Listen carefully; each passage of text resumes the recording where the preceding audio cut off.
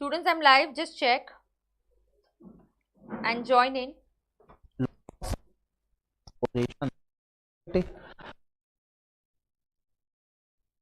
का क्या कुल मिला के आपने हाँ, डन किया। हाँ बेटे, लॉस चलो रिकॉर्ड जल्दी से किया ज्वाइन तो कर कर रहे हैं लो। ना, लॉस को भी रिकॉर्ड यहाँ पर, ठीक है ना। तो यहाँ पर लॉस को भी रिकॉर्ड किया जाएगा, ऐसा ना सोचे कि हम लॉस रिकॉर्ड नहीं करेंगे, इतना ठीक है। कर रहा हूं कि अगर क्वेश्चन Is the फर्नीचर को sound okay? Audio okay? Video okay? Everything good to go? Calculate, one thing is sure, Chat का ऑप्शन है क्या रे? यहाँ पर ये अगर डेबिट का हाँ है। गुड मॉर्निंग, ऑल परफेक्ट, इतना जाना चाहिए। ग्रेट। सो आईटीआर का सेकंड पार्ट कंप्लीट करना है। I get started. अरे प्रसाद, के बाद वॉइस फिर से बोलते, किसी और की क्लास की आ रही है।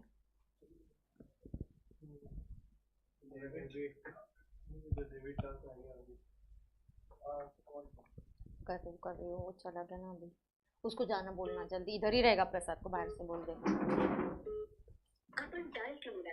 लग नहीं रहा, जा जा जल्दी जा।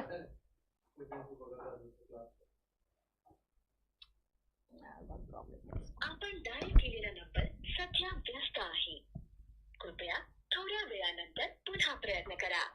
आपके द्वारा डायल किया गया नंबर अभी व्यस्त है, कृपया कुछ समय पश्चात प्रयास करें। The number you have dialed is currently busy. Please try later.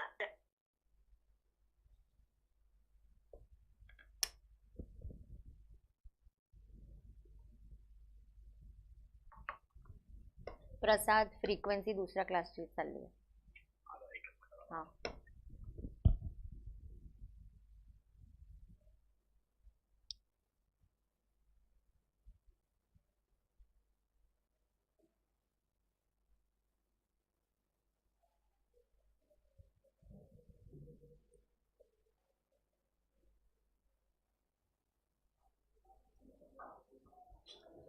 Debit आणि काहीतरी काहीतरी वेगळंच येत आहे।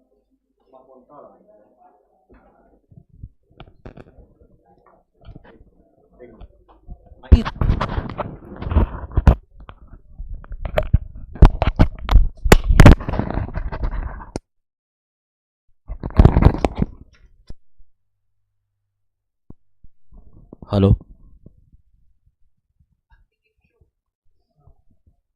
यूनिकस है ना? Hello, check.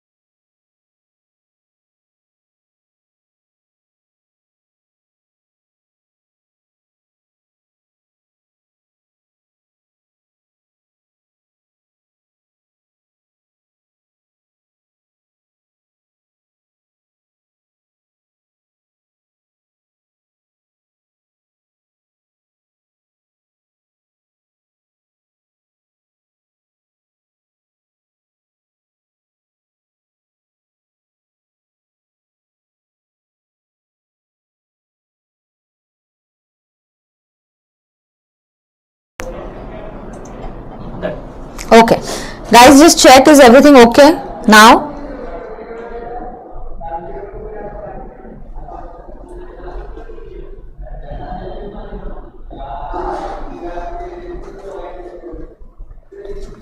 गाइस अब चेक करो सब ठीक है क्या? Okay, guys, just check, is everything okay now? Background में आवाज आ रही है क्या? Guys, just check, is everything okay?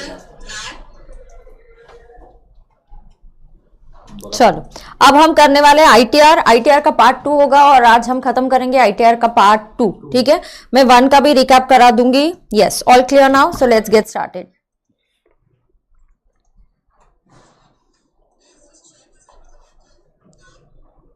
ठीक है, ओके, हियर नाही, माईकचा आवाज बघ जरा, सगळे स्टुडंट्स काहीतरी म्हणतायत. आवाज ठीक है क्या?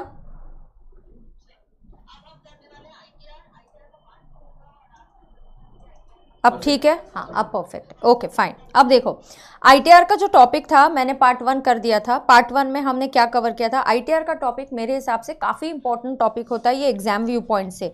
तो आप प्लीज़ आप फोकस करेंगे और बहुत ध्यान से आप ये लेक्चर देखेंगे. नाउ आईटीआर के टॉपिक में एक इंपॉर्टेंट पार्ट बचा है and that is updated return. कौन सा पार्ट बचा है?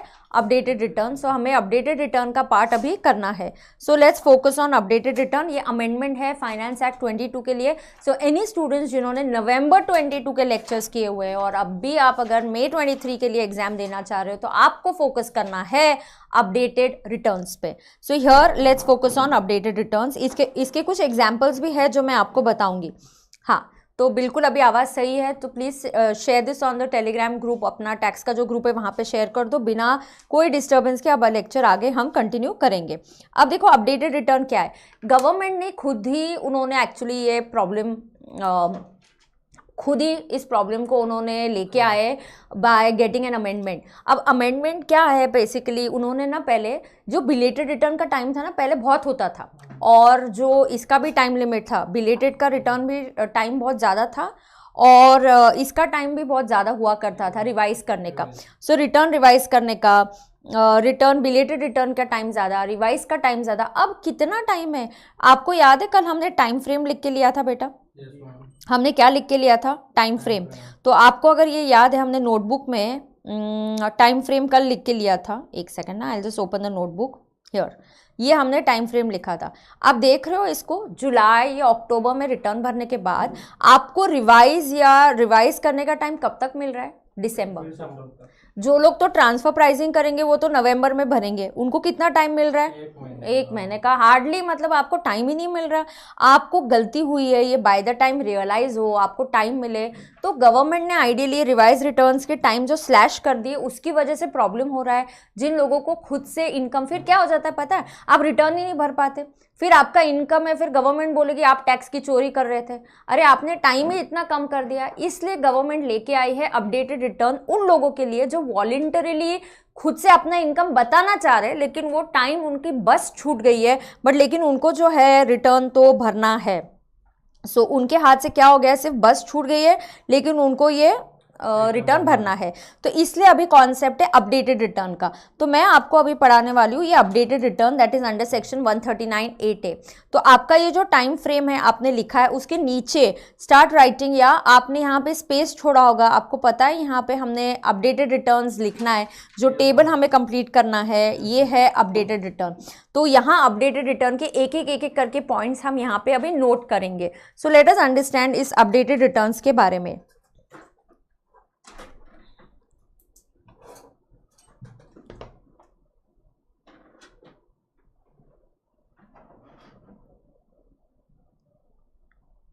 यस, तो हम अपडेटेड रिटर्न के बारे में पढ़ते हैं. Let's focus now. देखो अपडेटेड रिटर्न क्या है. आपने आइदर आईटीआर ऑलरेडी भरा है या आपने आईटीआर ऑलरेडी नहीं भरा है तो भी आप अपडेटेड रिटर्न भर सकते हो. So here is a concept of updated return. Let us just focus on it. पहले मैं पढ़ के दिखाती हूँ और फिर हम इसके बारे में नोट्स लिख के लेंगे. पहले समझ के लेते हो और बाद में हम नोट्स लिखेंगे. So here let us understand updated return के बारे में. Assessee has filed ITR under section 139(1). What is 139(1)? Normal वाला. What is 139(4)? Belated. And what is 139(5)? Revised. मतलब आपने ड्यू डेट के अंदर फाइल किया है, आपने बिलेटेड रिटर्न भरा है या आपने रिवाइज रिटर्न भरा है. क्या मैं उसको अपडेटेड कर सकती हूँ? बिल्कुल. अच्छा क्यों मैम? पहले तो हम उसको रिवाइज ही करेंगे ना.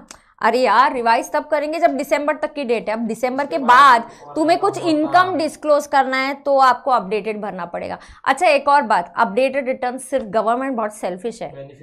गवर्नमेंट ने अपडेटेड रिटर्न सिर्फ अपने फायदे के लिए डाला हुआ है. गवर्नमेंट ने अपडेटेड रिटर्न का कॉन्सेप्ट सिर्फ और सिर्फ अपने फायदे के लिए डाला हुआ है और किसी के फायदे के लिए ये नहीं है. So they have introduce this only for their own benefit. तो प्लीज लेट अस अंडरस्टैंड. तो if you have already file the return, अभी आपको टाइमलाइन कितना है?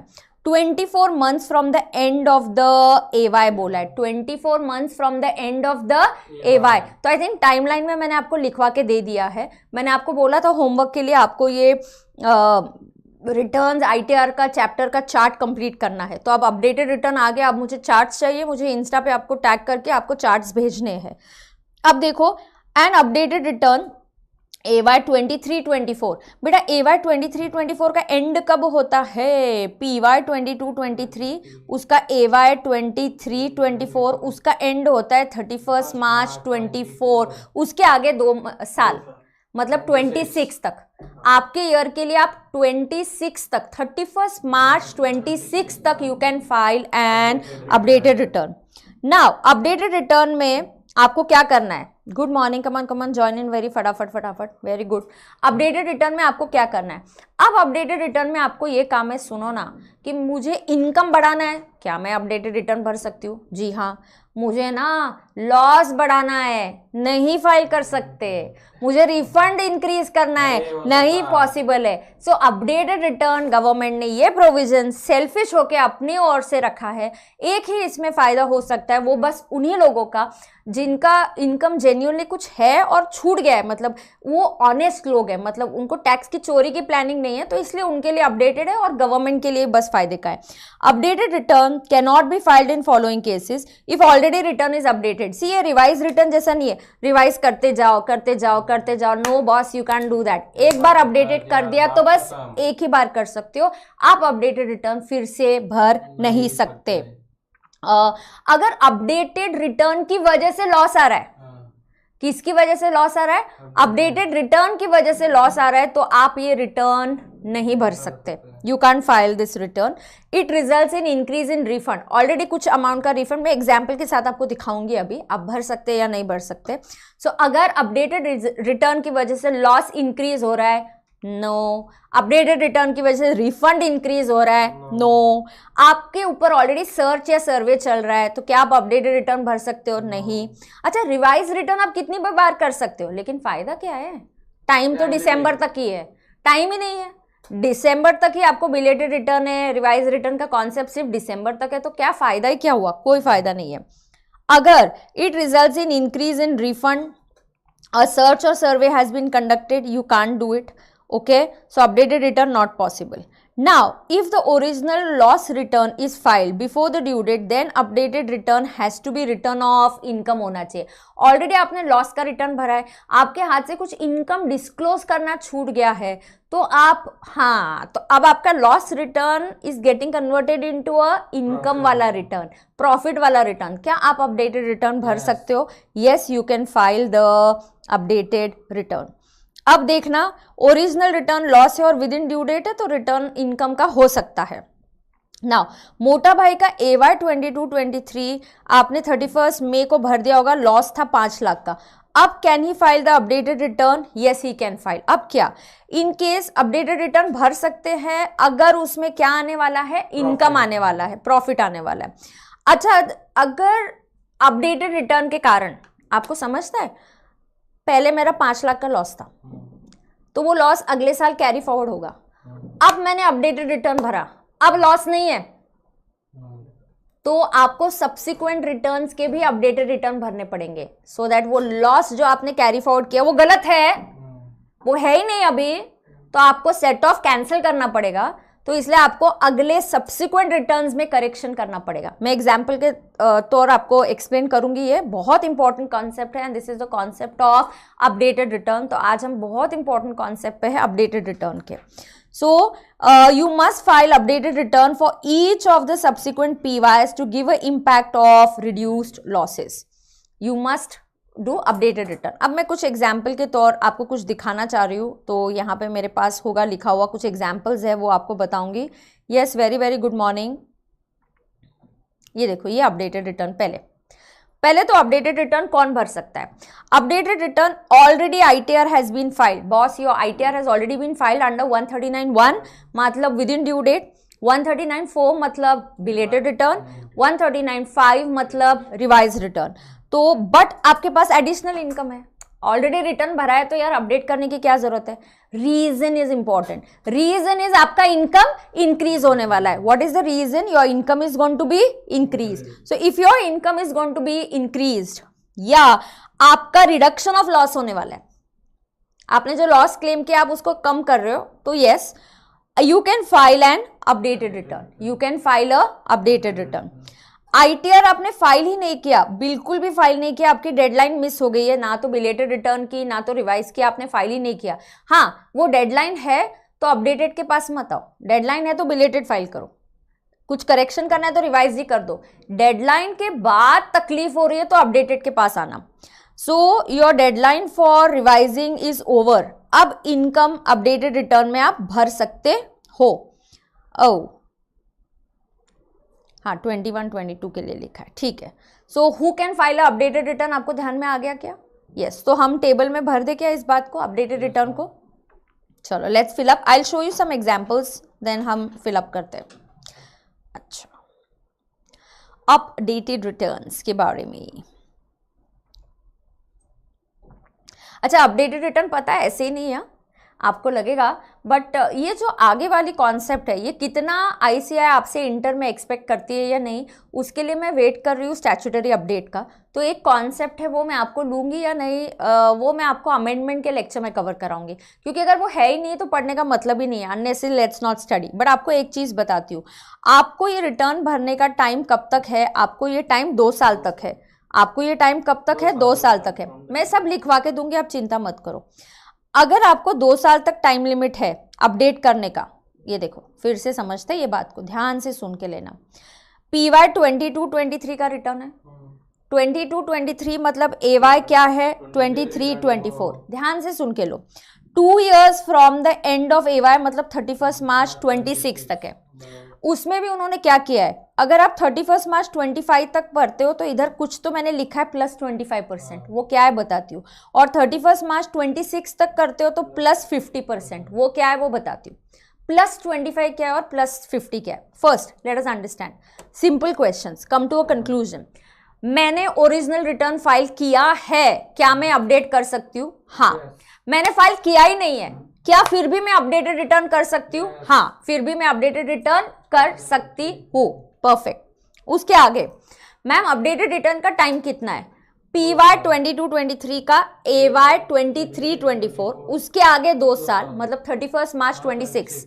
1 साल के अंदर किया तो एडिशनल 25% और 1 साल के बाद किया तो एडिशनल 50%. मैम ये एडिशनल वाला फंडा क्या है बताती हूँ, सुन के लेना. ये देखो, आपके अपडेटेड रिटर्न में जो भी टैक्स आएगा वो अमाउंट कैलकुलेट होगी. Surcharge if applicable, health and education cess, interest under 234 ABC.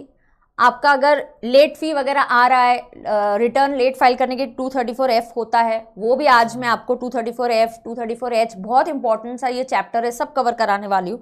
ये जो टोटल लगेगा, जो भी टोटल लायबिलिटी आएगी उसका 25% एडिशनल आपको देना पड़ेगा. मतलब ये अगर 100 आया तो आपको पे करना पड़ेगा 100 प्लस 25, आपको 125. और ये कब तक है? अगर आप 1 ईयर मतलब 31 मार्च 25 तक करते हो updated return.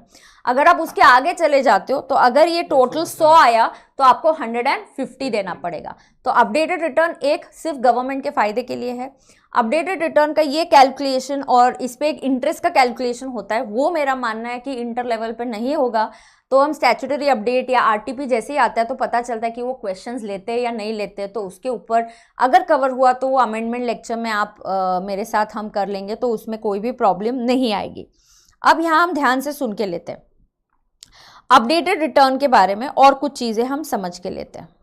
Late us understand.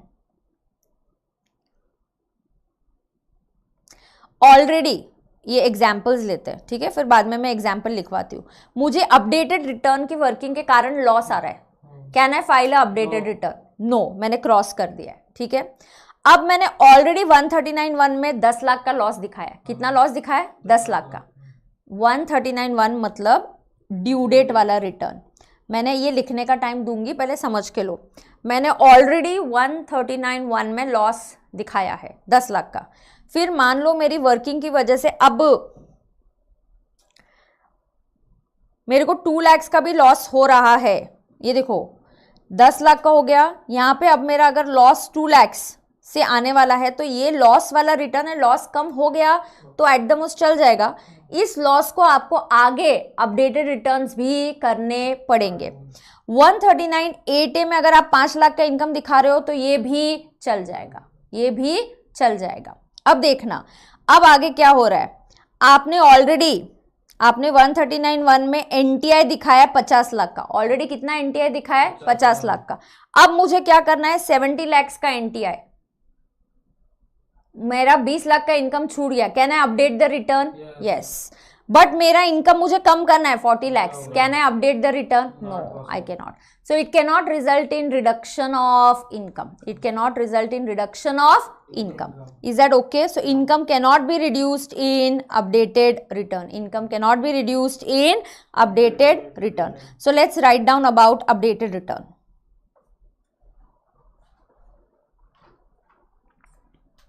Ready? Yes. What is the time limit for updated return? I'll write it on this side.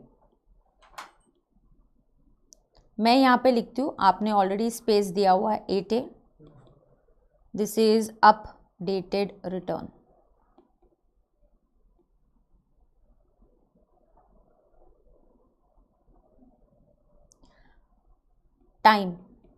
Time limit क्या है? 2 years। लिखो 2 years from end of AY।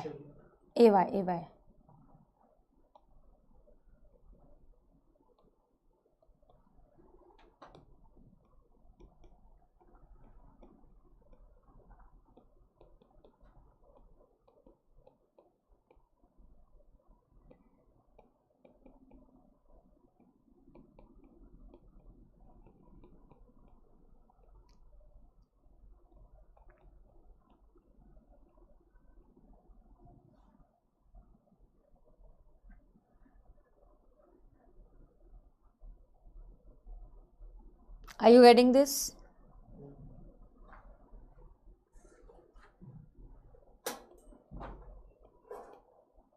Correct? Who can file? जिसका profit हो, जो income बताएगा वो पैसा। तो already ITR filed and ITR not filed, दोनों भी भर सकते क्या? Yes, 139.8A possible.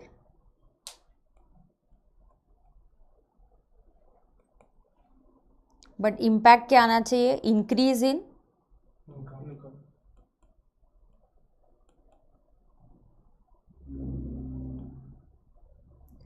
No refund,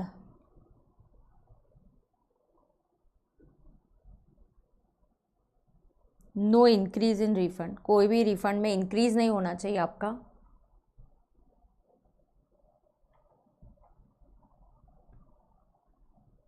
is that okay?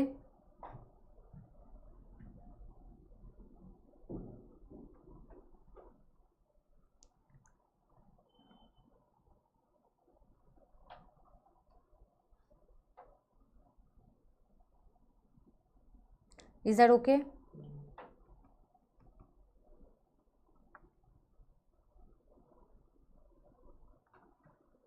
तीसरा,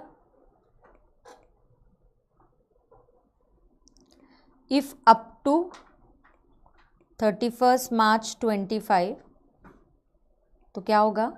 25%। जो भी टैक्स ऐड करो, टैक्स के बाद क्या है? Surcharge if applicable. जैसे आप वर्किंग करते हो वैसे यहाँ पे सारे इंटरेस्ट ऐड हो जाएंगे, कोई लेट फी लगी होगी तो वो ऐड हो जाएगा। ये जो भी अमाउंट है इसका 25%। लेट ये इस पे अपडेटेड पे लेट फीस नहीं लगती ना, उसका से वो 25% वही एडिशनल रहता है। हाँ 25। लेट फी तो लगेगी ना, पहले ही लगती है। लग गई ना, रिटर्न के साथ आएगी ना, लेट फी भी लगेगी। And if after 31st March 25 till 31st March 26, तो ये जो भी टैक्स है प्लस एडिशनल 50%। इसमें ना इंटरेस्ट कैलकुलेशन थोड़ा सा अलग है, वो मेरा मानना है कि इंटर में नहीं आएगा, that will be focused on final, so that is why that what particular part I am not doing with you right now.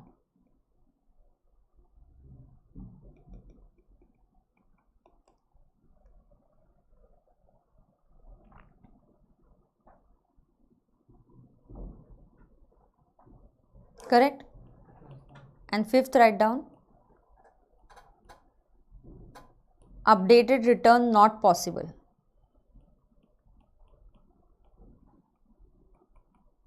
Updated return not possible. Ready आप लोग? इतना लिखा तो मैं वो स्क्रीन दिखाती हूँ नोट्स का। अपडेटेड रिटर्न नॉट पॉसिबल लिखा ये सब ने, तो देखते हैं अपडेटेड रिटर्न कब पॉसिबल नहीं है। So let's note down.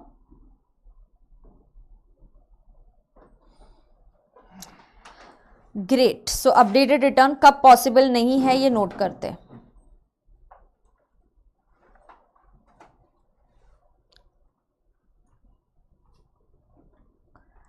Already updated return इस फाइल लिखो।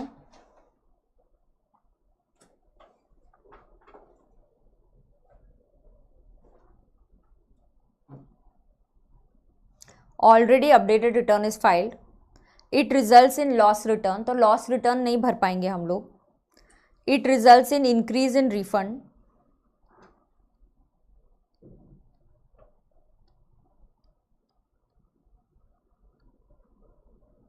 Already updated return is filed.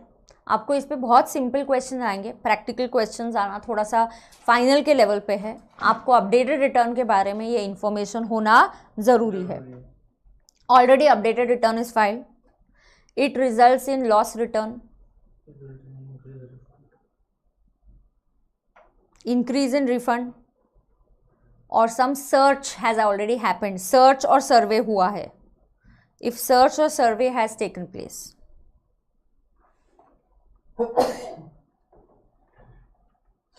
If search or survey has taken place. Notice मिलना नहीं, रेट जैसे होना, आपके यहाँ पे आके सर्च कर रहे हैं, हमने आपके यहाँ आके रेट करा और तब पता चला एडिशनल इनकम है, तुम बोलते हो एक काम करते हैं पेनल्टी और इससे बचने के लिए अपडेटेड रिटर्न भर देते हैं, ऐसा नहीं चलेगा। हाँ, अनडिस्क्लोज इनकम आपका कुछ पकड़ा गया। उधर 78 लगेगा।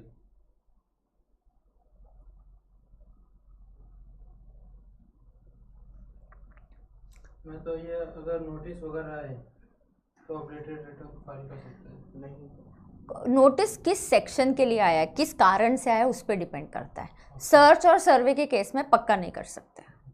यस,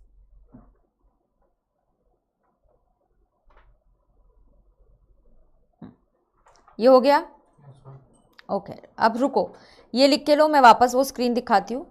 50% और 25% ऑफ व्हाट, ये टैक्स अगर ये 100 है, मान के चलो, ये कौन पूछ रहा है? हर्षित। दिस इज 100, बेटा मान के चलो ये 100 है, ये 100 है, तो ये 100 प्लस 25 होगा पूरे अमाउंट का।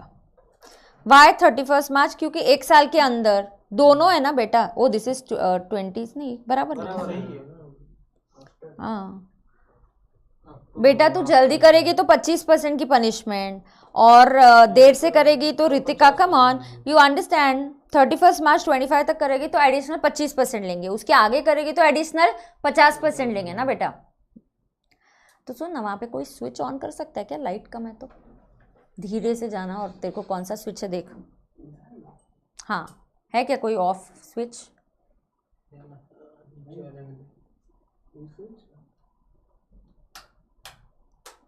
ऑन करना है अपने को, ऑफ मत कर कुछ भी यार तू। हाँ उसके पास होगा। Okay, let it be. Are we done? Okay,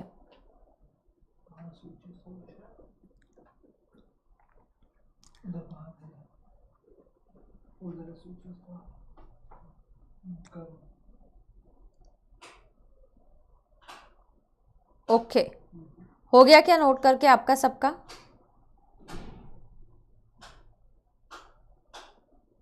अब सुनते आगे। डन। चलो अब ITR के चैप्टर में आगे जाएंगे। नहीं, it will be here only, इसी इसमें होगा। ठीक है, let it be, no problem.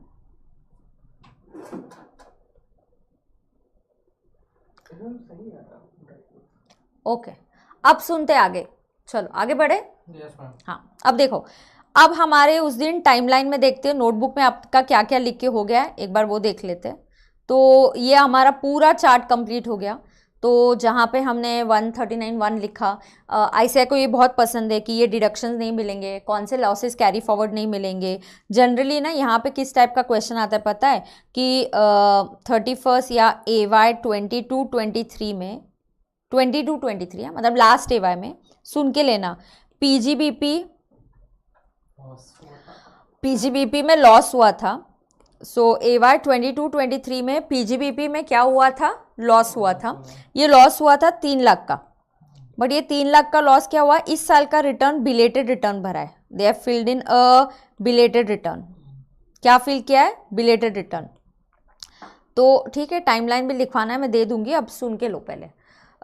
AY 22-23 में पीजीबीपी का लॉस हुआ 3 लाख का, बिलेटेड रिटर्न है। अब AY 23-24 में मेरा बिजनेस प्रॉफिट है 5 लाख का। क्या आप इसको सेट ऑफ कर सकते हो? तो ये बचेगा 5 लाख ही रहेगा। 3 lakhs का आप सेट ऑफ करना पॉसिबल नहीं है। This is not possible because you have now filed a belated return. So अगर आप बिलेटेड रिटर्न फाइल करते हो तो बिजनेस वाले लॉस, कैपिटल गेन वाले लॉसेस कैरी फॉरवर्ड नहीं हो सकते हैं। बिजनेस वाले लॉसेस कैरी फॉरवर्ड नहीं हो सकते। तो ये 3 lakhs का आपका मिस हो गया। ये 3 lakhs का लॉस कभी भी आगे कैरी फॉरवर्ड नहीं होगा। अगर आपको ये लॉस कैरी फॉरवर्ड करना था तो आपने इसका रिटर्न टाइम में अंडर 139.1 फाइल करना ज़रूरी है। तो आप टाइम पे फाइल करोगे तो बिजनेस वाले लॉसेज, आपको कैपिटल गेन्स वाले losses, loss from the activity of owning and maintaining race horses तभी कैरी फॉरवर्ड कर सकते हैं, वरना वो आगे कैरी फॉरवर्ड नहीं होंगे। सो याद रहे, फिर AY 23-24 का वर्किंग करते वक्त बिजनेस लॉस होगा सिर्फ और सिर्फ, इनकम होगा 5 लाख। कोई ऐसे बोलेगा कि अभी ये लॉस नहीं है, सॉरी बिजनेस का इनकम है, इनकम 5 लाख है, can I do 5 lakh minus 3 lakhs? The answer is no. ये है 2 lakhs, ऐसा पॉसिबल नहीं है। Set off is not possible, carry forward is not possible. Is that okay? अगर ये लॉस 6 लाख का होता, अपना बिजनेस इनकम हुआ है 5 लाख, तो इस बार तो ले नहीं सकते क्योंकि रिलेटेड है, लेकिन फिर भी वो 1 लाख लेगा, वो तो अगले साल ले सकते हैं ना। अभी सेट ऑफ कर रहा हूँ मैं। No no, give me the data, कौन से ईयर का क्या हुआ, तूने कब फाइल किया? Give your example. Yes, AY 22-23 में क्या हुआ? 6 लाख का लॉस हुआ, 6 lakhs का लॉस है। करंट सो एक मिनट, हाँ, आई राइट नेगेटिव 6 lakhs। आगे करंट ईयर में 5 लाख का प्रॉफिट हुआ, तो वैसा ही है, प्रॉफिट कोई सेट ऑफ नहीं। ये आगे कैरी फॉरवर्ड ही नहीं हो सकता, इसको कभी भी कैरी फॉरवर्ड नहीं होगा, ये नहीं होगा, सवाल ही नहीं आता है। This 6 lakhs can be carried forward only if the return has been filed within due date. अगर तुम यहीं पे मुझे बोल रहे हो कि ये बिलेटेड रिटर्न है तो बेटा ये पॉसिबल ही नहीं है। ये 6 लाख का कैरी फॉरवर्ड करना, इसको सेट ऑफ करना कोई भी ईयर में पॉसिबल नहीं है। Is that okay? Yes. Now ये हो गया। अब एक मिनट, आपको टाइमलाइन लिख के लेना है क्या? ये टाइमलाइन लिख के लो। Please note down the timeline for the returns. I am waiting. Note down the timeline.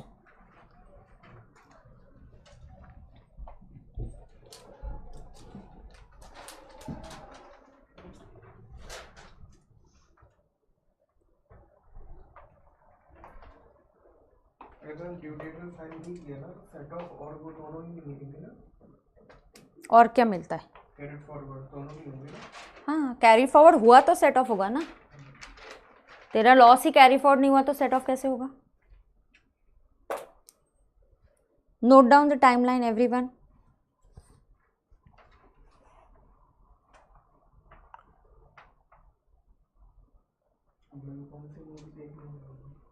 कभी क्या बोलता है? कौन सी मूवी देखने जाओगे? अब मूवी नहीं, कल बजट देखूंगी।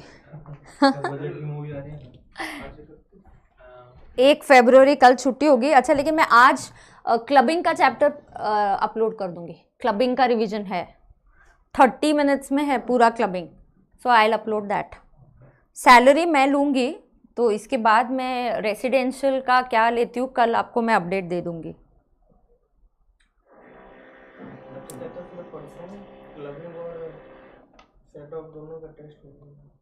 सेट ऑफ का आज का टाइम डन है क्या? टाइमलाइन लिख के हो गया? उस दिन टाइम नहीं दिया था क्या लिखने का? बोला बाद में। ठीक है, ठीक है। गिरना चाहिए।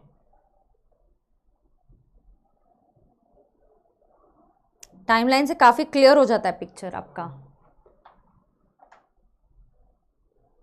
अब कुछ इंपॉर्टेंट पार्ट्स करेंगे इसके बाद, आधार और पैन का linking and all that stuff.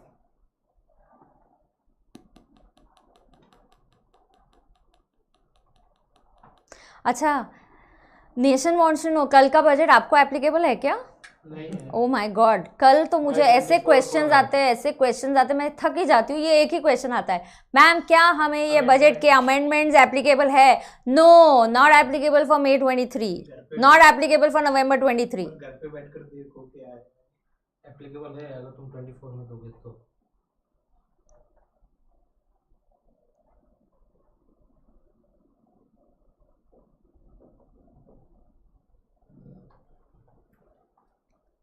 चलो आगे जाएंगे।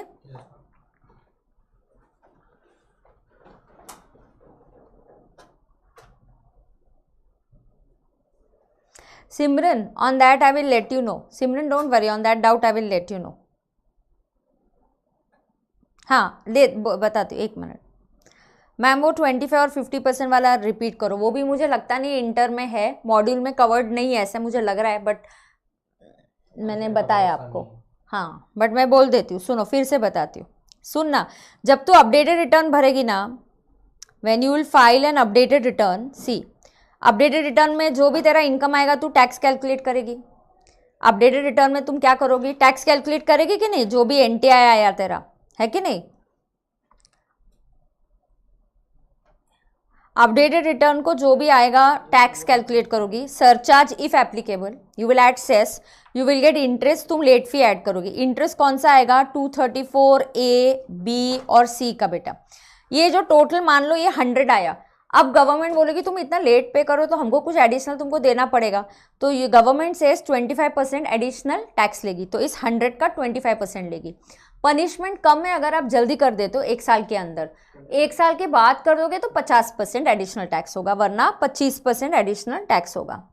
शेरू द रिट्रीवर, मैंने बता दिया, डाउट सॉल्व हो गया तो मेरे को अभी Thums up they they.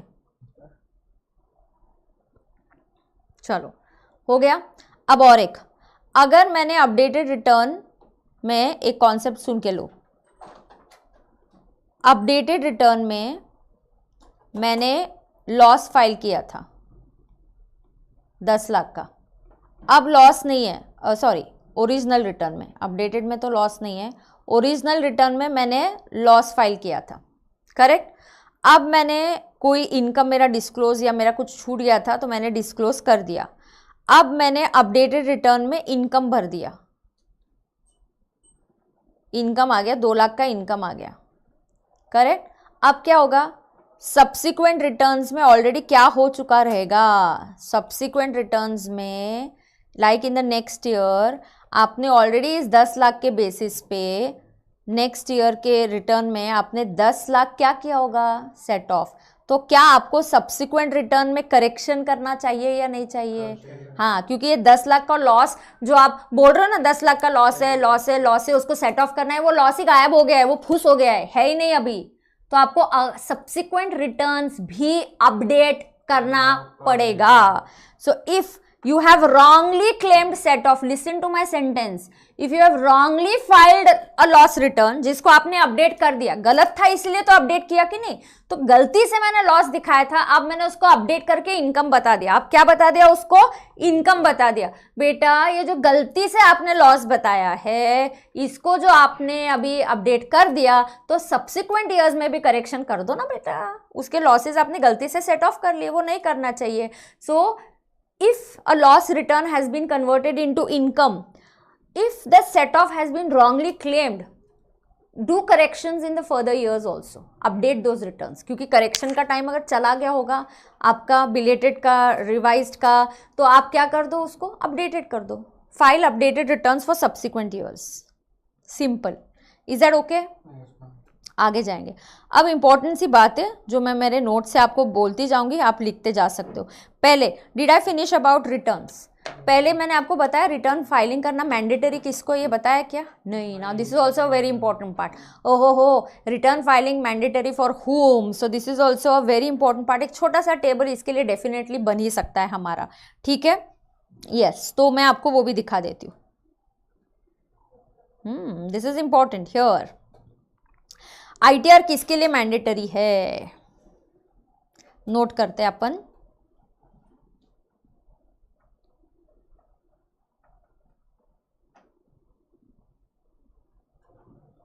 For whom ITR mandatory filing, ITR mandatory for whom? ITR mandatory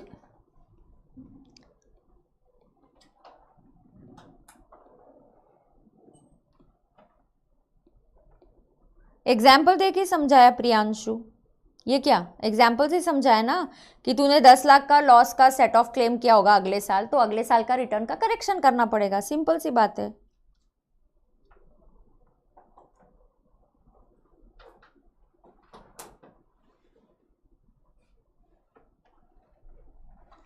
आ गया?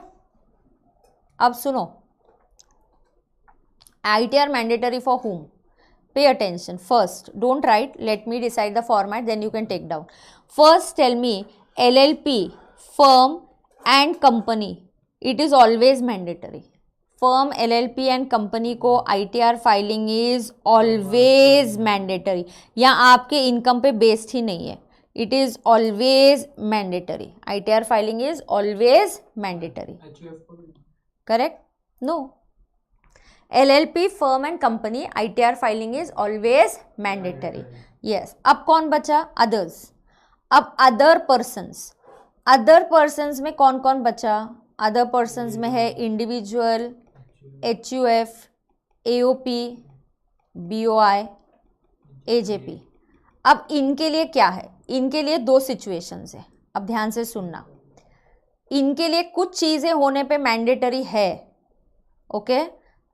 सम कंडीशंस, यहाँ पे कुछ कंडीशंस है तब मैंडेटरी होगा, और एक है इनकम पे बेस्ड। अब ये सम कंडीशंस क्या है हम नोट करेंगे। तो देखो, LLP हो, फर्म हो, कंपनी हो, बॉस, इनके लिए ITR फाइलिंग इज मैंडेटरी। मैंने आपको एक और चीज़ सुन लो, मैंने आपको पूरा ये चैप्टर 3 या 4 पेजेस में टेबल के फॉर्म में बना के कंप्लीट कर देना है, तो आपको ये रिवाइज करना है, ये एग्जाम व्यू पॉइंट से काफ़ी इंपॉर्टेंट टॉपिक है। सो LLP हो, फर्म हो और कंपनी हो, it is always mandatory, it is always mandatory.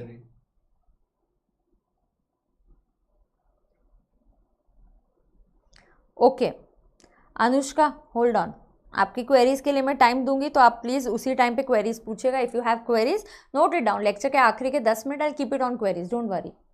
Time lag होता है, you are watching the lecture somewhere behind you, she still at that loss updated return, I have come ahead बेटा।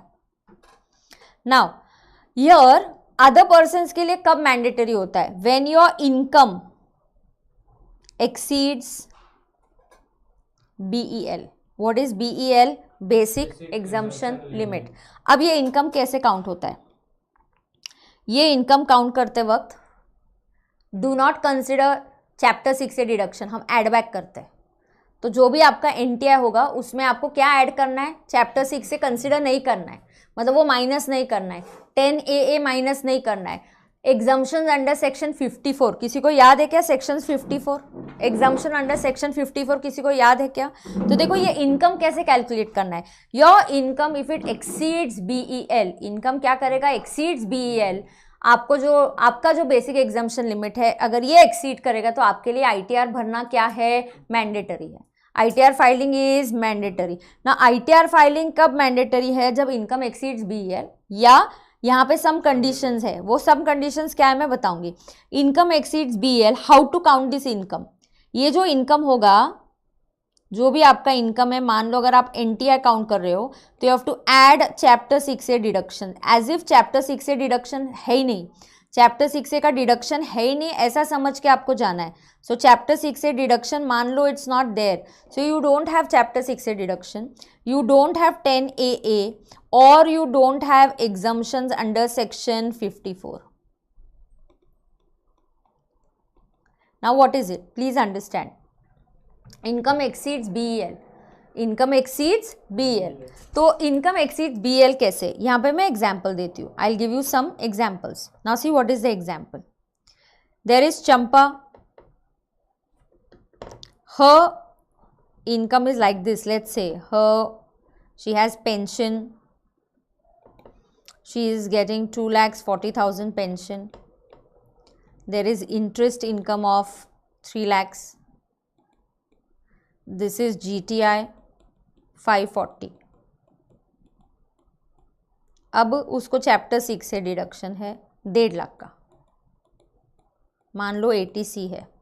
तो बेटा NTI कितना आ गया? Minus करने का है 490, हाँ ना कि 390? 390.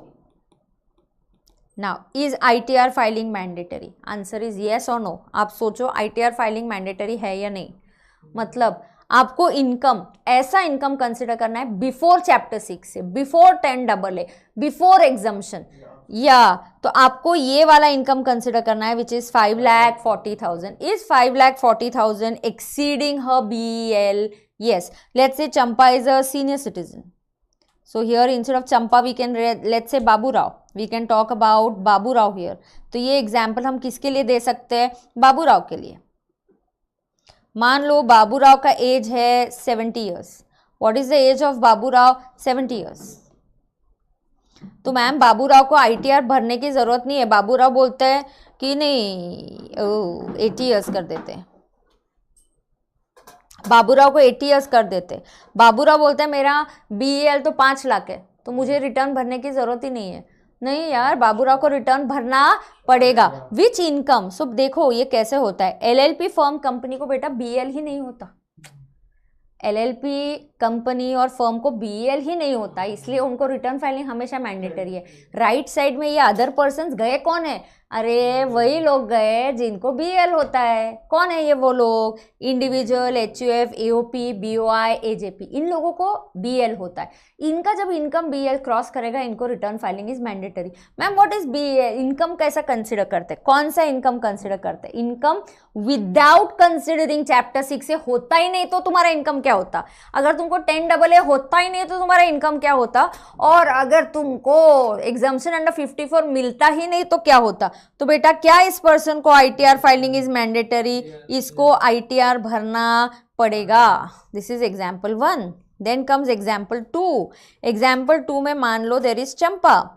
चंपा is having capital gains on sale of RHP। RHP is residential house property. वो residential house property she is selling, उसको कैपिटल गेन्स हुआ 50 लाख। उसने क्लेम कर लिया और एक घर खरीद लिया। She claimed exemption under section 54। कोई भी सेक्शन 54, मतलब जरूरी नहीं सिर्फ 54 हो, 54F हो, 54B, 54D, ये एग्जाम्पशन नहीं होते तो तुम्हारा इनकम कितना होता उसको चेक करना है। तो ये एग्जाम्पशन है 45 lakhs। ये पकड़ते हैं, एक मिनट, ये इसको 46 कर लेते हैं और उसने एग्जाम्पशन 45 lakhs का ले लिया। अब उसका कैपिटल गेन्स है 1 लाख, उसको IOS इनकम है 1 लाख का। अब उसका इनकम हो गया 2 लाख। 1 सेकेंड, चंपा का 2.5 लाख है ना लिमिट।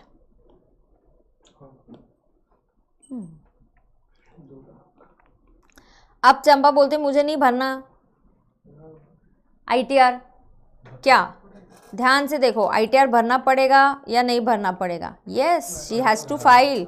ये मानो कि अगर एग्जाम्शन नहीं होता तो उसका इनकम क्या होता? मानो कि चैप्टर 6 से नहीं है, 10AA नहीं है, कोई भी 54 वाले एग्जाम्शंस नहीं है, तो जो इनकम आ रहा है, वो जो अमाउंट आ रहा है, अगर वो BEL से ज़्यादा है तो ITR इज मैंडेटरी। तो ये देखो मैम, ये जो लोग हैं LLP फर्म कंपनी, उनको लॉस हो, प्रॉफिट हो, टर्नओवर हो, 1 रुपये का इनकम हो, 10,000 का लॉस हो, उनको 10,000 का प्रॉफिट हो, उनको ITR मैंडेटरी है। अब आए यहाँ पे सम कंडीशंस, और इसमें बहुत रिसेंटली कुछ कुछ हम ऐड करते गए। यहाँ सम अदर कंडीशंस मतलब this is not dependent on income, not dependent on income, ये इनकम पे डिपेंडेंट नहीं है। हाँ, तो 1 सेकेंड, यहाँ देखो क्या हुआ, ये जो है 45 लैक्स में एड बैक करूंगी, माई GTI इज 2 लैक्स, बट अगर मुझे 54 का एग्जाम्शन मिलता ही नहीं तो उसको ऐड कर दो 45 लैक्स, तो बेटा तुम्हारा इनकम आ रहा है 47 lakhs which is exceeding BEL, therefore ITR filing is mandatory. अब ये जो सम कंडीशन वाला पार्ट है हम नोट्स में से लिख के लेंगे, तो अभी आप ये कर लो, चार्ट ऐसे बना लो कि आपको ITR मैंडेटरी फॉर हुम, इस टाइप का कैटेगरी करो। चलो नोट इट डाउन।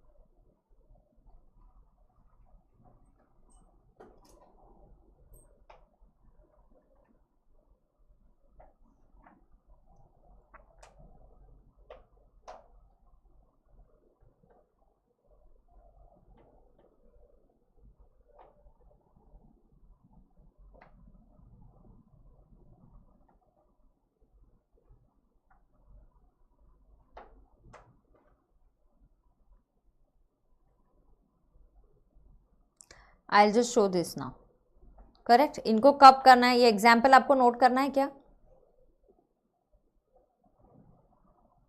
सो फिर भी कुछ बच्चे टेलीग्राम पे बोलते हैं मैम नोट्स, मैम नोट्स, मैं सब लिखवा ही रही हूँ, जब प्रॉब्लम सॉल्विंग करेंगे तब देखेंगे। अब मैं सैलरी, इसके बाद छोटे 1-2 टॉपिक्स आपको दे दूंगी, जैसे क्लबिंग और क्या है मैं चेक करती हूँ, फिर मैं करूँगी सैलरी, और फिर उसके बाद है कि नहीं मुझे पता नहीं है, मैं चेक करूँगी, मैं आपको बता दूंगी, फिर आपके साथ में करूँगी प्रॉब्लम सॉल्विंग।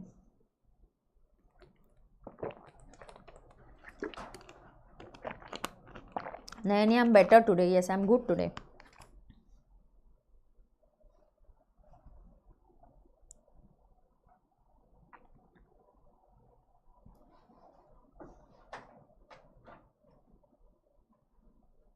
थोड़ा ऊपर कर दिया।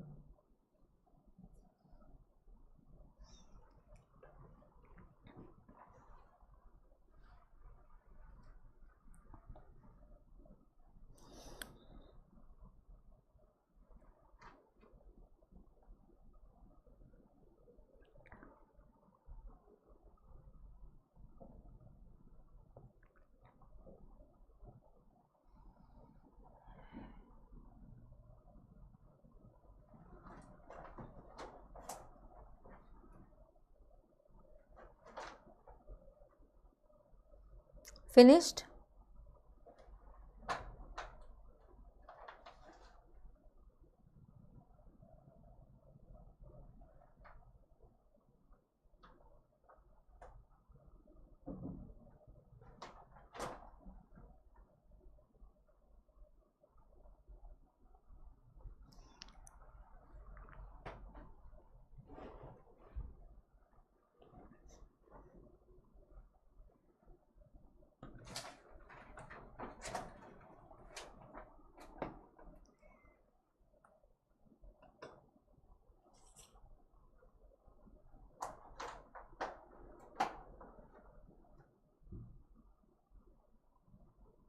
चेक करो, स्क्रॉल डाउन। अभी डन।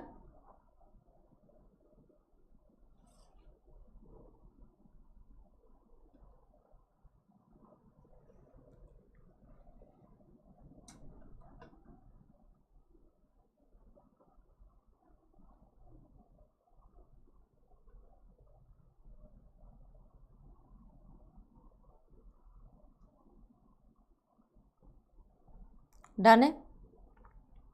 अब ऐसी भी कुछ कंडीशंस है जब इंडिविजुअल HUF AOP BOI को रिटर्न भरना पड़ेगा, उनको रिटर्न भरना पड़ेगा बिना इनकम के। ओके बिना उनका इनकम हम देखेंगे ही नहीं, इनकम 1 लाख हो 50,000 हो जो भी हो, बट उनके लिए ITR filing will be mandatory if you satisfy some conditions. ना जो वो सम कंडीशंस है it is irrespective of their income, हम इनकम नहीं देखेंगे, कुछ कंडीशन सेटिस्फाई होने पे ITR फाइलिंग बन जाएगा मैंडेटरी। तो देखो आपके पास 3 टेबल्स बने, एक टेबल बना है जो पूरे ITR के सेक्शंस आ गए 139(1), 139(3), 4, 5, 139(9) defective return, 139(8A) updated return. Updated return का थोड़ा सा इंफॉर्मेशन अगर आपके पास है तो it is more than enough. Okay it's more than enough. अगर अपडेटेड रिटर्न्स का उतना आप पार्ट समझ गए तो भी काफ़ी है। अब आपको समझना है कि ITR अगला है टाइमलाइन, टाइमलाइन के बाद है ITR mandatory for home. So ITR mandatory for home ये वाला जो पार्ट है ये आप नोट करेंगे अभी, it is not dependent on income. So let us see and understand these additional conditions जहाँ पे ये इनकम पे डिपेंडेंट नहीं है और ये ITR फाइल करना मैंडेटरी कब है। अब ये क्या कंडीशंस है अब सुन के लेना। ROR के लिए तब कंडीशंस अप्लाई हो जाती है अगर he has some beneficiary asset और he has a bank account outside India. ना ROR इज अ पर्सन जो हार्डली इंडिया के बाहर गया है, ROR इज अ पर्सन जो हार्डली इंडिया के बाहर गया है। So person who hasn't gone outside India ROR, तो उसके पास अगर फिर भी इंडिया के बाहर कोई बैंक असेट बैंक अकाउंट है या उसके बाहर कोई beneficiary he is owner of an asset which is outside India, तो उसको रिटर्न भरना है। टैक्स मत पे कर, हमको सिर्फ इंफॉर्मेशन चाहिए। Then you have to file in a return compulsory irrespective of your income. So ROR who holds a beneficiary, he has an asset outside India or he has a bank account और he has a bank account outside India, then उसको return filing is mandatory. तो 1 minute आप लिख के ले लो। पहला condition ROR having bank account outside India, ROR having bank account outside India, लिख के ले लो। ROR having bank account outside India और any asset outside India और any asset outside India। Second अभी ROR वाला नहीं है, अभी ROR में सिर्फ फर्स्ट पॉइंट में ROR है। Second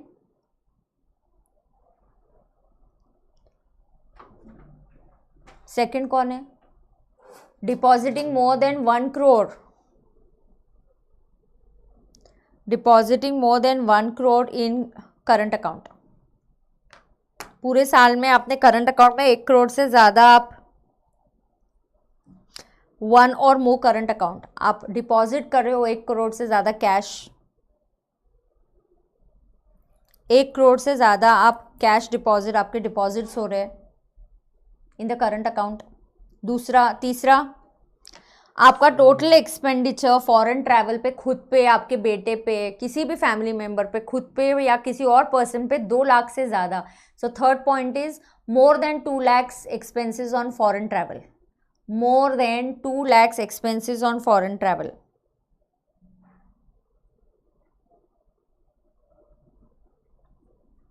more than 2 lakhs of expenses on foreign travel। next, electricity bill exceeding 1 lakh per annum, electricity bill exceeding 1 lakh per annum आ गया, electricity bill exceeding 1 lakh per annum, correct. आगे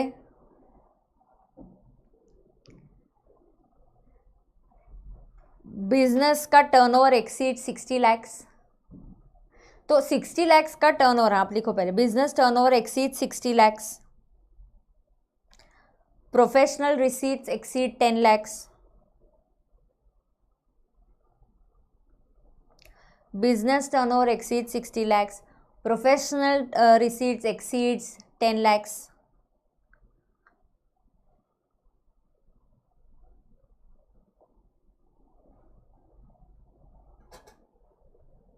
correct. Your TDS TCS exceeds 25,000, मतलब किसी और ने आपका cut किया हुआ, so TDS TCS exceeds 25,000, TCS TDS exceeds 25,000, exceeds 50,000 for senior citizen. Normal person के लिए 25,000 के ऊपर, मेरा किसी ने कट किया हुआ TDS, somebody has deducted my TDS and TCS of more than 25,000, my TDS or TCS is more than 50,000 if I am a senior citizen,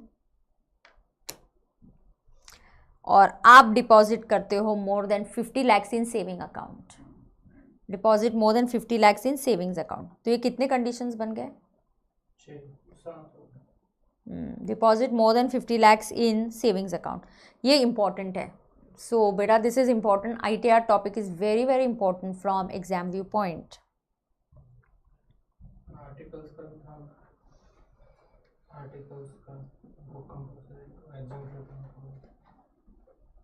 income जो रहेगा एग्जाम्शन के चैप्टर में, यहाँ क्या है ना.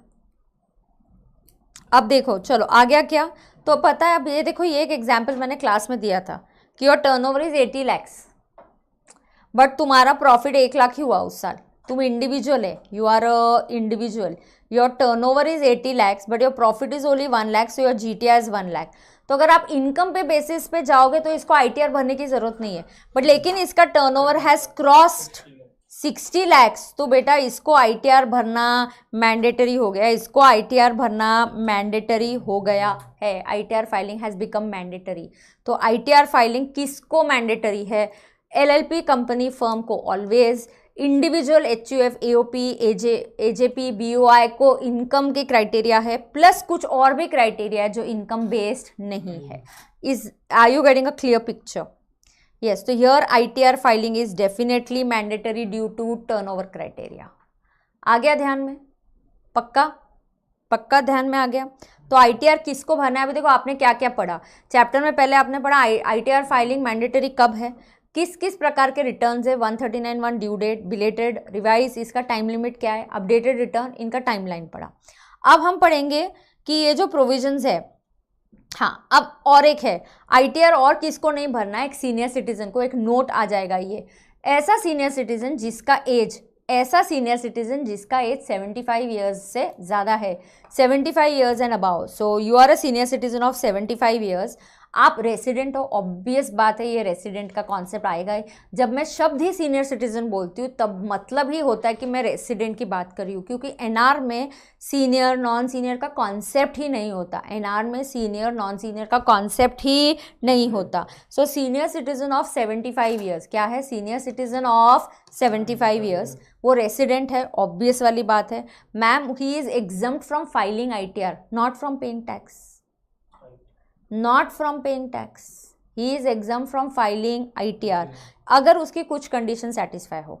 पता है इसमें हार्डली कोई आएगा, उसके 2 ही इनकम होना चाहिए, एक pension income, at the most pension तो है ही, प्लस ऐसा इंटरेस्ट इनकम होना चाहिए जो सेम बैंक में मिलता है. पता है अगर if I was working with bank of Maharashtra, so bank of Maharashtra मुझे पेंशन देगी, तो मेरा पेंशन अकाउंट किधर है? बैंक ऑफ महाराष्ट्र में. तो मेरा पेंशन अकाउंट कहाँ है? बैंक ऑफ महाराष्ट्र में.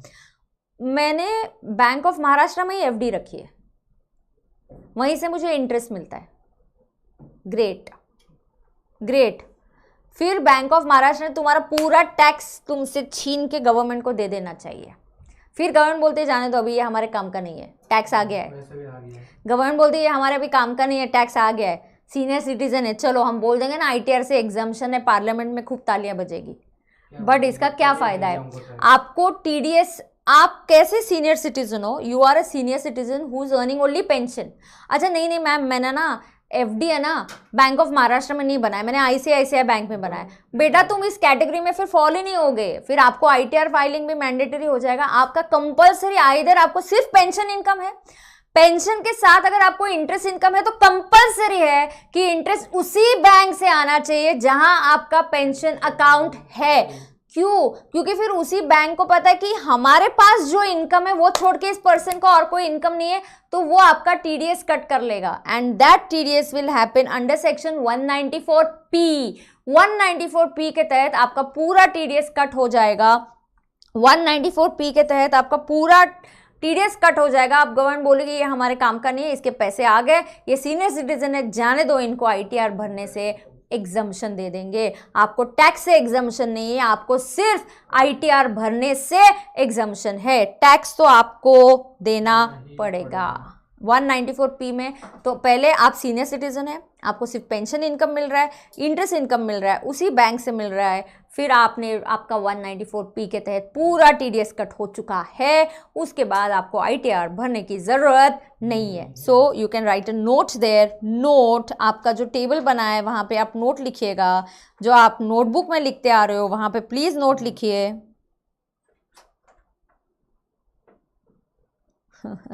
Thank you Nayani.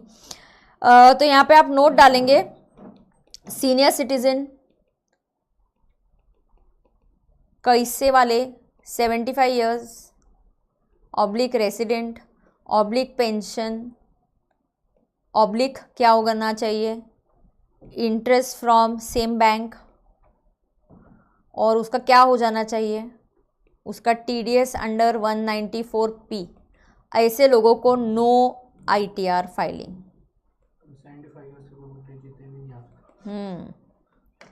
तो देखो कंडीशन सारी आ गई क्या, senior citizen oblique 75 years oblique are oblique pension oblique interest from same bank and TDS under 194P, there is no ITR filing.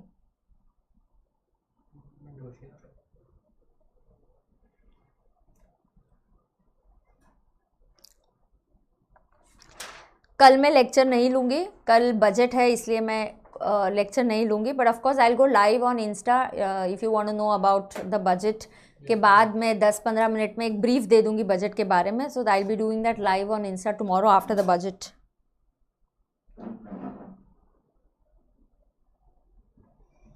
तो मैं आपको क्लबिंग का तो टॉपिक है मेरे पास जिसमें अमेंडमेंट नहीं है, क्लबिंग इज़ हार्डली 30 मिनट्स, तो वो मैं आज शाम को ही अपलोड कर देती हूँ।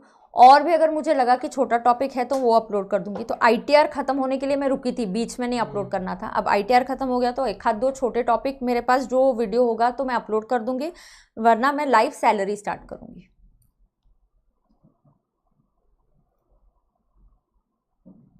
अभी डन? ओके, आगे देखते हैं। या